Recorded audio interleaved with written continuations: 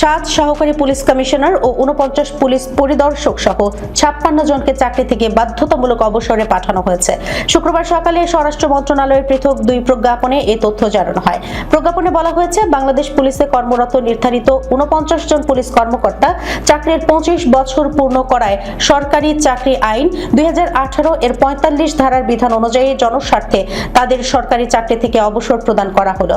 South Asians ও ডিয়াসপোরা অবসরপ্রাপ্ত 49 police পরিদর্শক বিভিন্ন জেলা, DMP, CID, PIB, SB, railway police সহ পুলিশের বিভিন্ন ইউনিটে কর্মরত ছিলেন। অন্যদিকে আরেক প্রজ্ঞাপনে সহকারী পুলিশ সুপার সমপর্যায়ের 7 কর্মকর্তাকেও একই আইনের আওতায় অবসর দেওয়া হয়েছে। তারা হলেন ঢাকার র্যাব হেডকোয়ার্টার্সের সহকারী পুলিশ সুপার নূরে আলম সিদ্দিকী, ডিএমপি তেজগাঁও বিভাগের সহকারী কমিশনার পেট্রোল মোহাম্মদ নুরুল মুত্তাকিন, খাগড়াছড়ি জেলার মাটিরাঙ্গা সার্কেলের সহকারী পুলিশ সুপার কাজী ওয়াজেদ আলী, পটুয়াখালীর গলাচিপার সার্কেলের সহকারী police super Mohammad Syeduzzaman, Dhaka Mohammadpur RAB 2 এর সহকারী police super Mohammad Golam Kibria, Dhaka RRF এর এএসপি মোহাম্মদ মিজানুর রহমান, সিরাজগঞ্জ জেলার সহকারী পুলিশ সুপার মোহাম্মদ রবিউল ইসলাম।